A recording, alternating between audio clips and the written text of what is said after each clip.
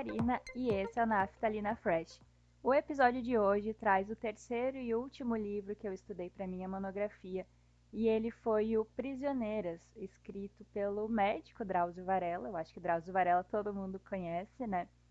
Foi escrito por ele e foi a minha terceira escolha de livro para analisar e falar na minha monografia sobre jornalismo humanizado. Então, se tu já ouviu o primeiro episódio onde eu falo sobre esses livros que traz o livro Rota 66, lá eu dou uma introdução um pouco mais longa, um pouco maior, falando qual foi o meu objetivo com essa monografia, qual é o tipo de método que eu usei para poder analisar esses livros.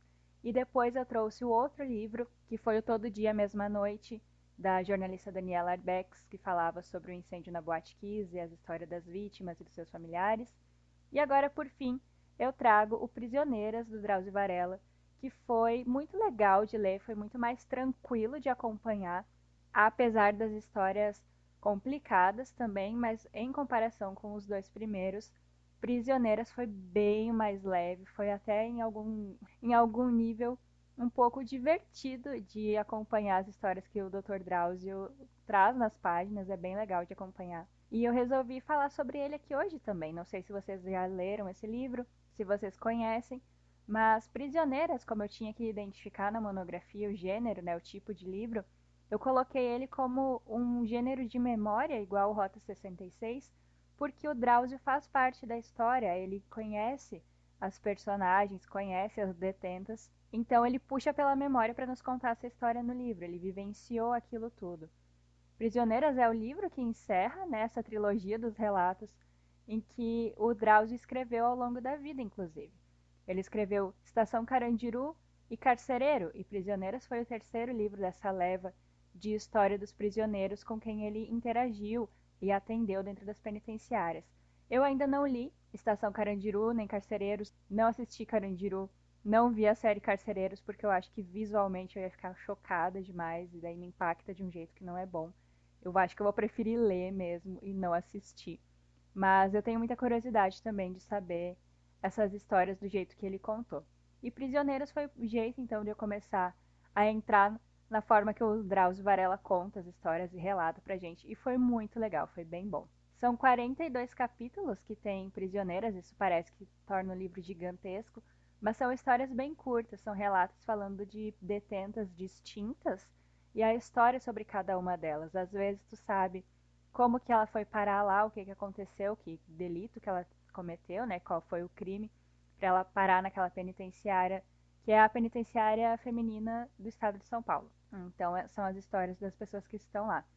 Às vezes é a história de uma pessoa que está lá há muito tempo, às vezes é a história de alguém que comanda tudo lá dentro, é a pessoa que manda nas detentas, uma detenta que teria mais poder, sabe? Ele fala muito sobre o relacionamento delas dentro da penitenciária também. Fala sobre casos que ele viu de alguém tendo que chegar na enfermaria dele para ser atendida, e daí conta a história daquela pessoa, às vezes se envolveu numa briga dentro da cela. É muito doido de acompanhar assim. E ele nos dá antes todo um contexto também, falando, tu consegue te organizar no tempo e no espaço em Prisioneiras também, assim como foi nos outros dois livros. Tu consegue imaginar a cena, a situação, ele dá o contexto histórico, o que está acontecendo no momento, ele dá a descrição de como que são as celas, como que são os corredores, como é que é o espaço que ele, enquanto médico, tem para atender as detentas, tu consegue ir visualizando conforme ele conta. É muito interessante, é muito legal. E ele vai contando realmente ao longo de cada capítulo como é que funciona. Tem um capítulo específico que é logo no começo que chama A Hierarquia. E é lá que ele conta como é que funciona dentro das penitenciárias, que assim como nas femininas também acontece nas masculinas, né?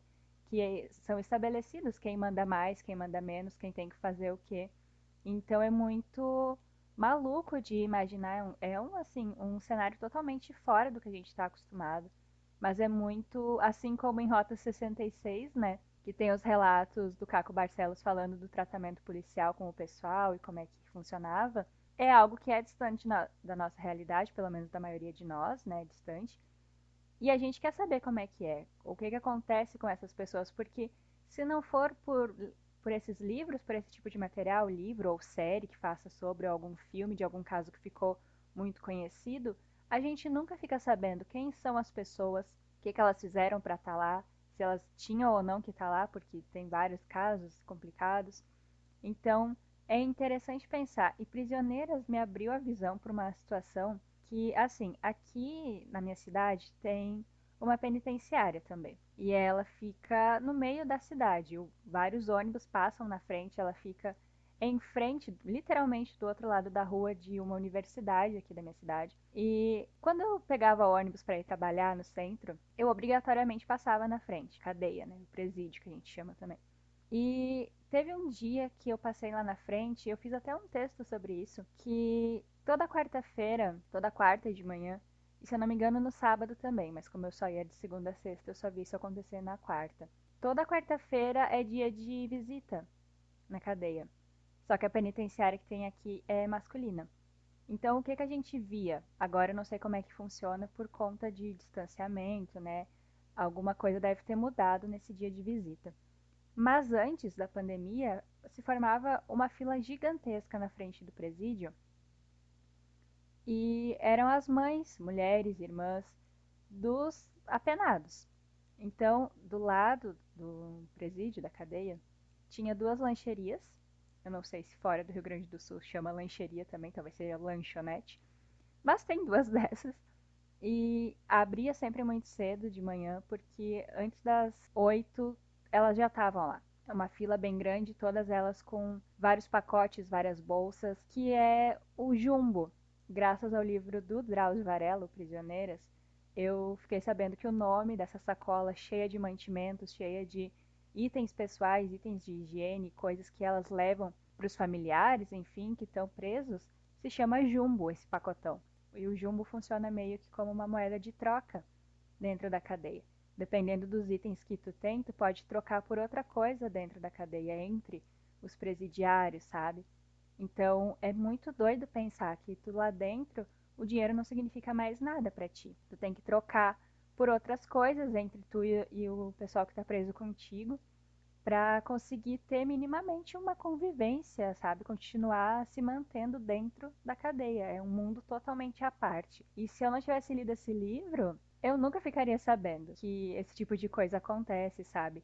E que é sim muito comum que seja feita uma revista bem criteriosa nessas mulheres para saber se não estão levando um celular escondido, se não estão levando droga às vezes, se não estão levando alguma coisa que vai facilitar a saída do presídio, sabe? Sem ser por meios legais. Então, parece muito coisa de filme, né? Mas quando a gente lê no livro esses relatos, a gente percebe que é real, que acontece, que é muito próximo. E eu passando na frente da penitenciária da minha cidade, quando eu pegava o ônibus para ir para o trabalho, eu acabei pensando nisso, graças ao livro. Então, ele expande muito o teu pensamento para a vida real mesmo, muito interessante. E por que que eu falei que ele é mais leve que Rota 66 e mais leve que Todo Dia Mesma Noite? Porque a forma como o Drauzio conta é muito mais próxima, parece que é um amigo que está te contando uma história, sabe? Não é totalmente técnico e nem traz assim uma urgência, um sensacionalismo que te deixa escrachado, um problemão. Mas ele por si só traz várias reflexões também, porque deixa muito nítido, muito claro, e o Drauzio fala isso mesmo, não sou eu que estou refletindo apenas sobre a questão do machismo. O machismo porque se fosse o contrário nessa questão de uma fila imensa de mulheres indo visitar os homens na cadeia, se fosse o contrário, o dia de visitação numa penitenciária feminina, pouquíssimas pessoas vão. E isso ele relata que ele viu, sabe? Ele conta no livro Prisioneiras esse tipo de situação. As mulheres são abandonadas lá.